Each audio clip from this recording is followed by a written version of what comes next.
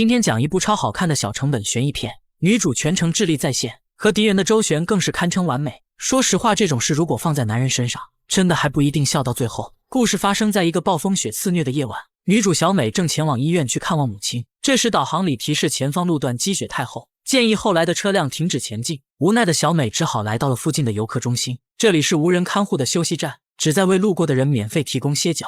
走进全部是木质结构的小屋，里面还坐着4个同样躲避风雪的人，他们分别是一对中年夫妻，一个坐在角落的长毛，还有一个长得有点小帅的卷毛。泡上一杯温暖的咖啡，小美发现手机竟然没有反应，为了能将自己的情况告诉家人，于是她来到室外开始搜寻信号。正在这时，一个微弱的声音传来，查看之下不禁吓了一跳，原来有辆车里藏着一个被绑架的女孩。小美意识到绑匪就在休息区内，冷静之后她拍下了车的牌照，刚想安慰车内的小女孩，抬头就看见长毛正盯着这里。小美慌忙拿起手机继续搜寻信号。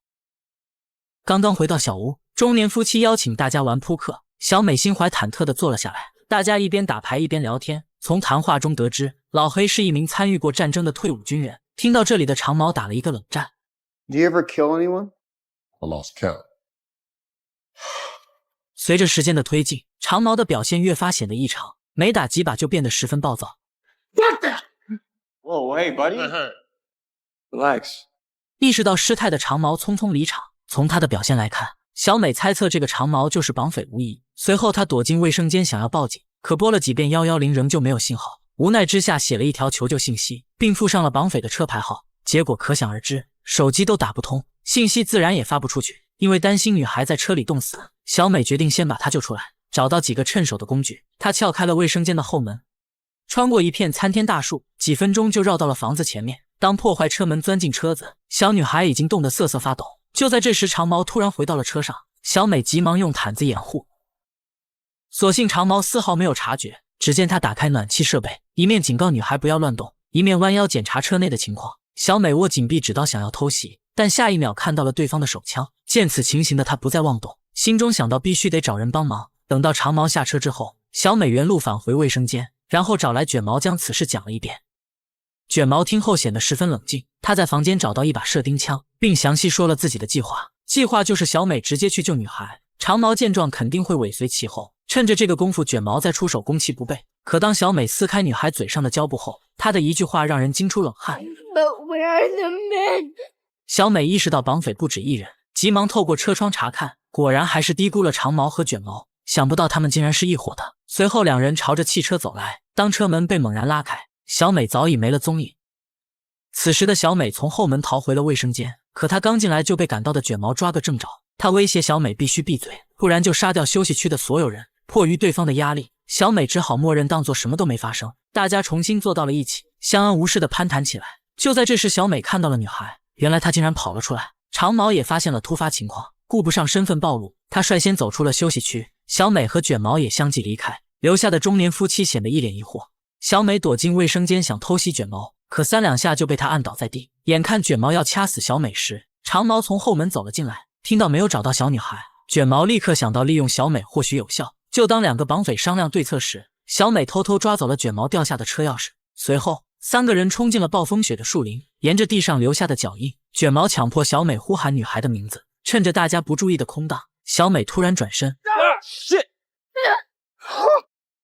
小美跌跌撞撞滚下山坡，混着夜色躲在了一棵大树后面。与此同时，枪声惊动了休息区的中年夫妻，他们向外仔细查看，发现不远处的地上躺着一个人。随后老黑将女孩救回了房间，这时小美也踉跄着逃了回来。经过他的简单讲述，中年夫妻知道了事情的来龙去脉。同一时刻，卷毛2人赶回了休息区，因为担心屋内的老黑可能有枪，他们拿来汽油将其洒满房子周围，然后叫嚣最好交出女孩，不然就烧掉整个休息区。女人劝说不如交出人质，此话一出，立刻遭到了老黑和小美的拒绝。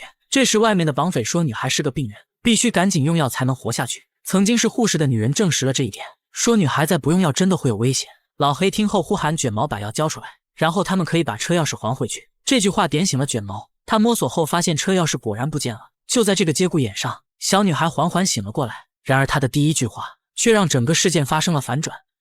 Is this Lowry? 原来老黑的妻子是女孩家的保姆，也是这起绑架案的策划人。几周前，小女孩惯例在家里羞辱保姆，她让对方拿着吸尘器跳舞，女人被迫无奈跳了起来。就在小女孩开心的同时，她显然不知道自己惹下了大麻烦。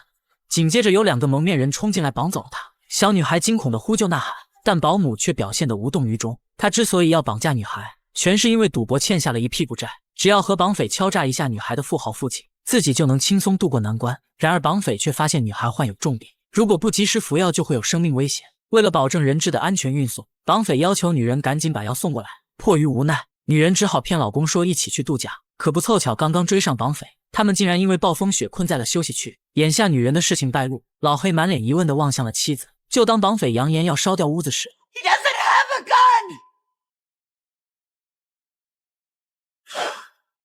这句话犹如平地惊雷，立刻让局势瞬间斗转。女人用防狼喷雾搞定小美，然后向老公解释起具体情况。趁着老黑还在恍惚的间隙，女人挪开了挡住房门的椅子，冲进房间的卷毛很快控制了局面。小美被长毛拉到一边，老黑手里也没了武器。女人给小女孩注射完药物，然后起身想和绑匪谈判。她天真的以为自己和老公能够全身而退，可下一秒，